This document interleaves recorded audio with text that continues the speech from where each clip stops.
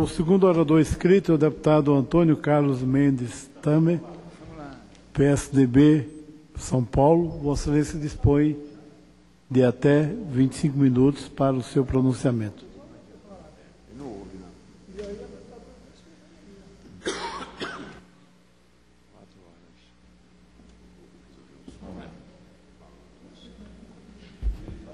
Senhor presidente, senhoras e senhores deputados, a incapacidade que o governo federal vem demonstrando para coordenar e controlar a economia nos deixa muito apreensivos e nos coloca no limiar de um grave e brutal retrocesso. O risco de perda da estabilidade da moeda, com a consequente volta dos efeitos altamente maléficos da inflação. Na realidade, o governo Lula deixou à sua sucessora uma tríplice herança maldita: inflação em alta, desindustrialização, ou seja, destruição do nosso parque industrial, e, em terceiro, sucateamento da infraestrutura. Hoje, vamos abordar a primeira herança desta tríade malfazeja: inflação em alta. Conseguir debelar a inflação com o Plano Real foi uma das grandes conquistas de Fernando Henrique Cardoso, como ministro da Fazenda do governo Itamar e depois como presidente da República, de 95 a 2002.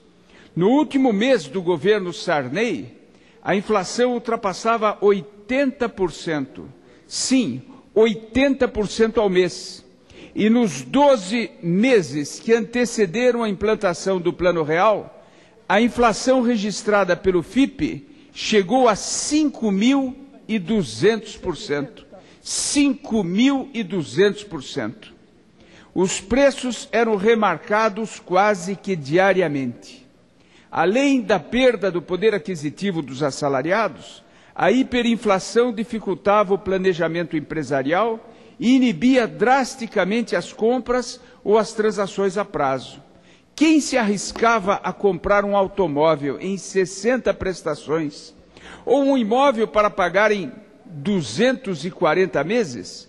Só quem tivesse certeza de que seu salário ou seus rendimentos também subiriam na mesma proporção em que cresciam as prestações de suas dívidas já comprometidas. Tudo isso levava à implantação de uma correção monetária protetora, defensiva, para corrigir os salários e os preços da economia. E, no mais amplo, conduzia a uma indexação global de todos os preços da economia, o que, por sua vez, realimentava a inflação. A espinha dorsal da inflação só foi quebrada na era FHC, cujo governo não titubeou, manteve-se permanentemente alerta para evitar o retorno do processo inflacionário, protegendo dessa forma o salário do trabalhador e promovendo a inclusão social de milhões de brasileiros. É claro que a inflação incide sobre todos os preços da economia, caracterizando um imposto, um tributo a ser pago por todos os agentes econômicos, trabalhadores ou empresários. No entanto, não há nenhum tributo mais perverso do que o imposto inflacionário, porque ele é absolutamente regressivo. Isto é, os pobres pagam mais que os ricos. Como isso funciona? É fácil perceber. Consideremos uma família cuja renda somada dos seus integrantes é de 3 salários mínimos. Quanto essa família consegue poupar? Muito pouco ou quase nada, ganhando em torno de R$ 1.500, R$ 1.700 por mês a renda familiar? Muito pouco. Tudo aquilo que ganham é consumido em mantimentos, em roupas, em remédios, transporte, aluguel, tarifas de água, energia elétrica, telefone. E sobre tudo aquilo que compram ou pagam, sobre tudo aquilo que consomem, incide a inflação. A inflação só não incide sobre a pequena parcela poupada, se houver, que está lá na caderneta de poupança, por exemplo. Em outras palavras, tudo ou quase tudo que ganham está sujeito à inflação. Vamos agora considerar uma família que ganha por mês 20 salários mínimos. 20 salários mínimos, ou seja, aproximadamente 12 mil reais. Quanto poupam os integrantes desta família? Ora, a proporção da renda que é poupada ou investida é tanto maior quanto maior for a renda familiar. Essa percentagem que é poupada ou investida fica protegida da inflação, pois recebe juros, rendimentos ou valorização patrimonial, via de regra até superior à taxa de inflação. Assim, com o processo inflacionário, os ricos que poupam ficam mais ricos, os muito ricos ficam ainda muito mais ricos, e os pobres, que não poupam, que consomem praticamente tudo aquilo que ganham, ficam mais pobres. A inflação é o mais perverso e agressivo fator de concentração de renda. Por tudo isso, evitar que a inflação volte deve ser o objetivo primordial de qualquer governo. No entanto, o que vemos? A inflação já vai se reinstalando em todos os recantos e atividades do país, avançando no bolso e na rotina dos brasileiros. Cada dia, a inflação fica mais fortalecida e ameaçadora, porque ela opera sem ter que enfrentar obstáculos eficazes que deveriam ser adotados pelo governo, que tem o dever de combater este mal. Não adianta utilizar meias palavras para esconder a realidade, que se expressa sem subterfúgios na palavra que todos entendem: carestia. Sim, a volta da carestia, expressa nos aumentos sucessivos de preços das feiras livres, nos supermercados, nos transportes, de forma particularmente corrosiva nos alimentos e materiais de construção, nas tarifas de energia, nos combustíveis e em todos os serviços, da barbearia ao restaurante, dos diaristas domésticos aos taxistas.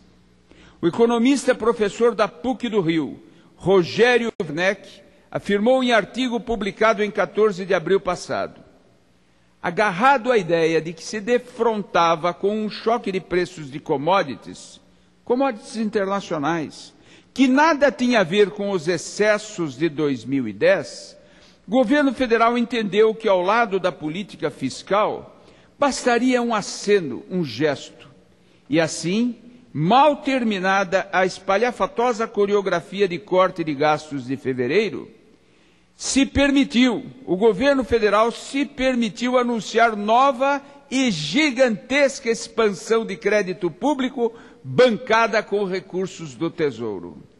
O que significam os aludidos excessos de 2010? Ora, são uma referência elegante do Dr. Werneck à desmesurada gastança eleitoral do ano passado. O que quer dizer espalhafatosa coreografia de cortes de gastos de fevereiro? Coreografia, teatro. Que é isso? O que ele quer dizer com isso? Ele quer dizer que corresponde ao anúncio pelo governo de cortes orçamentários que ainda não se traduziram em ações efetivas. São puro teatro, cortes que ficaram no papel. O que significa a gigantesca expansão de crédito público bancada com recursos do Tesouro? É o dinheiro inexistente, ou melhor, a dinheirama espúria para engordar o crédito subsidiado do BNDES, captado às custas de negligente e desnecessário aumento da dívida pública. O malefício é duplo. Primeiro, aumenta o endividamento interno, porque o governo federal precisa captar recursos do mercado, pagando juros pela taxa Selic, para com esses recursos capitalizar o BNDES. Segundo, o BNDES empresta esses recursos às empresas amigas, muito amigas, com juros subsidiados, isto é, abaixo da taxa Selic, o que gera um rombo que vai engordar o déficit público. O fato é que o índice de inflação acumulada nos últimos 12 meses, o IPCA, saltou para 6,51 em abril, ultrapassando a meta fixada pelo governo em 6,5%. Em março, o Banco Central ainda atribuía ao aumento da inflação a impactos de fatores sazonais internos, basicamente alimentos e tarifas de transporte público, e projetava para este ano um índice de 5,6%. No entanto, os dados apurados pelo IBGE confirmaram o que todos sentem e veem. Estes são alguns exemplos elucidativos, resultantes da comparação de preços anualizados entre abril de 2010 e abril de 2011. Carnes subiram mais de 20%, hortaliças e verduras, 43%, óleo de soja, 23%, cebola subiu mais de 35%, tomate, 78%, ovos subiram mais de 24% e batata subiu 19%.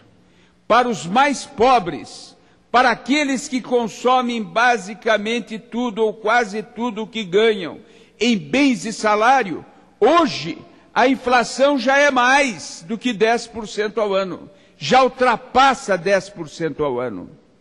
Além disso, o Banco Central e o governo federal cometeram um grave erro ao considerar que o quadro econômico internacional apresentava uma inflação em declínio, negligenciando, por outro lado, a memória inflacionária que devorava salários e consumiu energia dos brasileiros por anos e anos, só estancada com o Plano Real. Ora, qual a relação entre inflação mundial, provocada que fosse em parte pelos preços das chamadas commodities internacionais, qual a relação entre essa inflação mundial e a inflação que estamos vendo e enfrentando em todos os preços dos serviços brasileiros? Ora, só pode ser a famigerada memória inflacionária. Todos os agentes econômicos aqui no Brasil veem, percebem a inflação mundial e tentam se defender, impelindo, portanto, as pessoas a se proteger ou a ganhar mais, corrigindo os preços. Ou seja, além das remarcações sistemáticas, está de volta aquele sentimento de expectativa inflacionária que estimulava e estimula a remarcação preventiva dos preços. Agora, para tentar corrigir equívocos anteriores, o Banco Central muda de posição e anuncia que o aumento de juros deverá ser suficientemente prolongado para garantir a convergência da inflação para a meta de 2012. Pronto, é inacreditável. Tão cedo não se verá redução da famosa taxa Selic, que já está em 12% ao ano. Além disso, fica claro que o governo joga a toalha, admite que o processo inflacionário está de volta, está instalado e em curso, e desiste de controlar a inflação este ano. Os juros altos, para que a inflação retorne à meta em 2012. É inacreditável. Voltou o governo a operar fortemente? Não, é lentamente. É só para o ano que vem o controle da inflação. E por que a inflação voltou? Voltou porque o governo federal gastou demais. A gastança está por toda parte.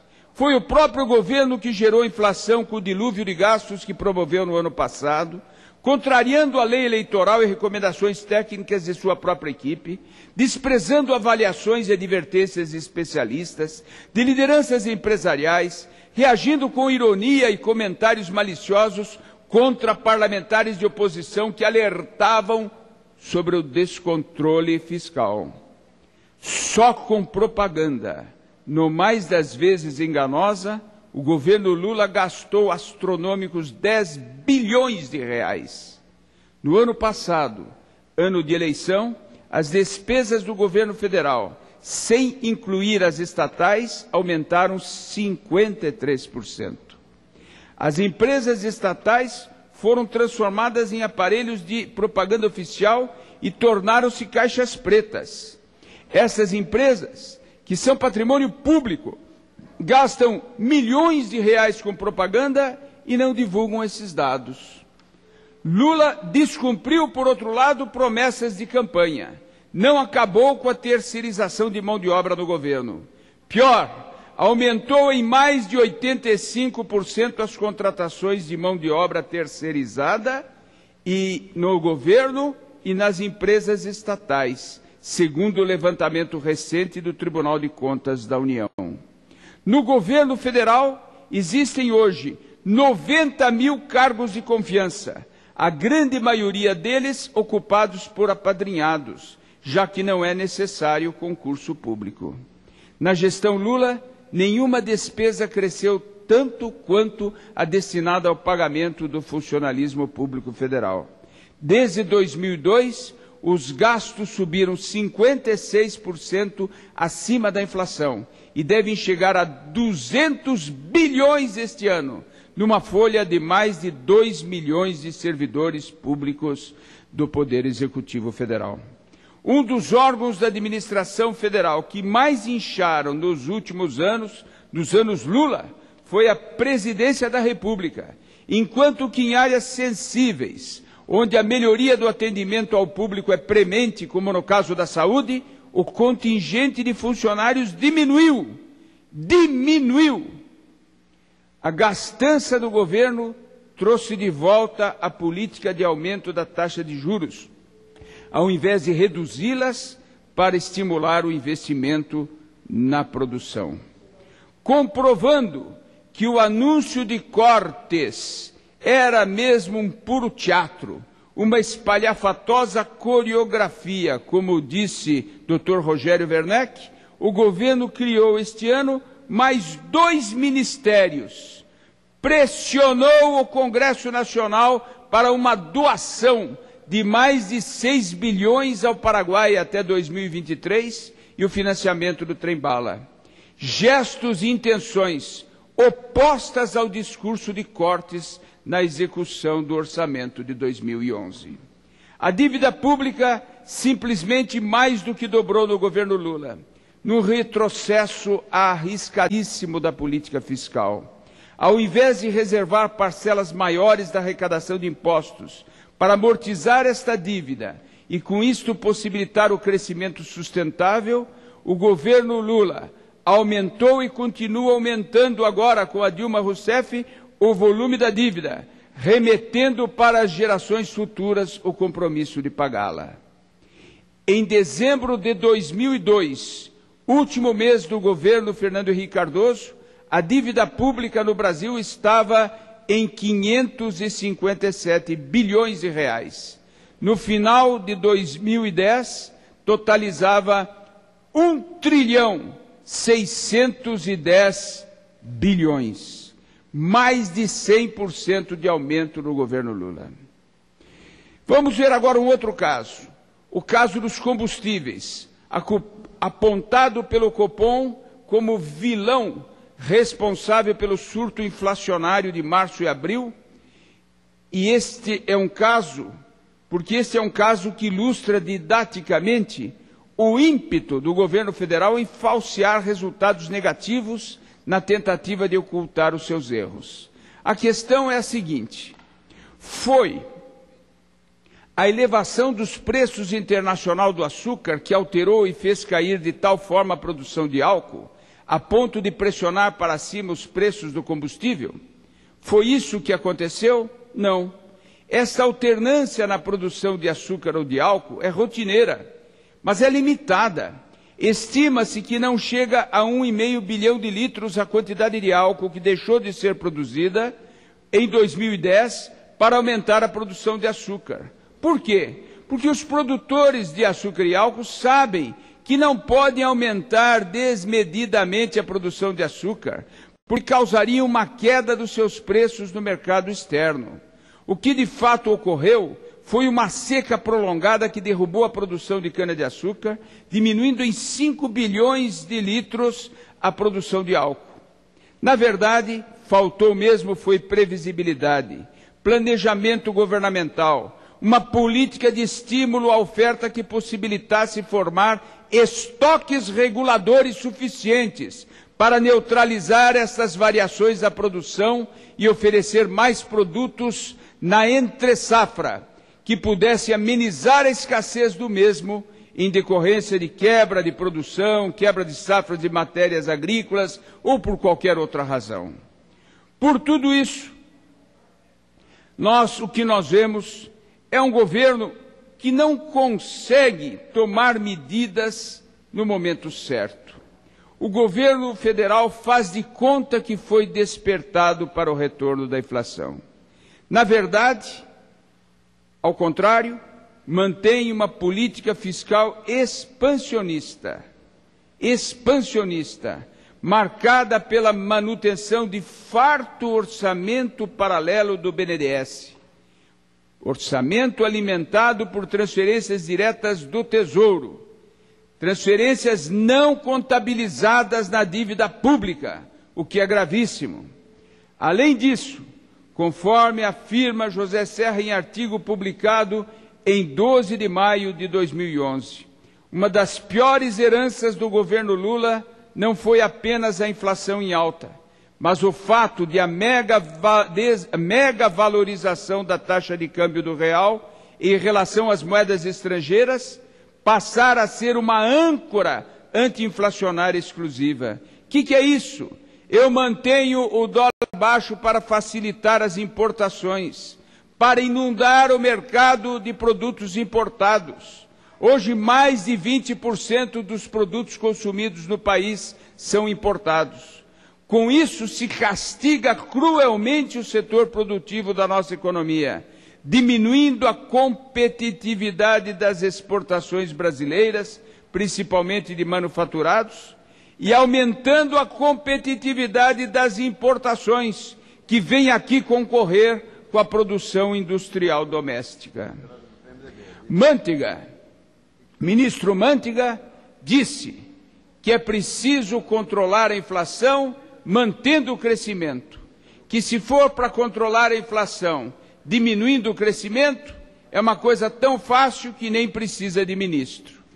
Foi um arroubo de prepotência para dizer que ele é capaz de fazer as coisas bem feitas e incutir confiança no mercado. Mas a verdade, o que ocorre é o contrário.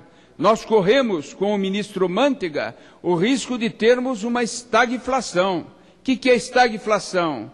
É estagnar a economia, parar de crescer e continuar a inflação, o que é o pior dos mundos. É claro que nós não queremos que isso ocorra. Nós torcemos para que o governo federal consiga retomar as rédeas que perdeu, as rédeas da economia, para que não jogue no lixo uma conquista do povo brasileiro, que é a estabilidade da moeda, é o combate à inflação, é a forma de incluir milhões de pessoas com o seu salário preservado, com o seu salário garantido, sem a erosão do impacto inflacionário que corrói o poder aquisitivo de grande parte da população.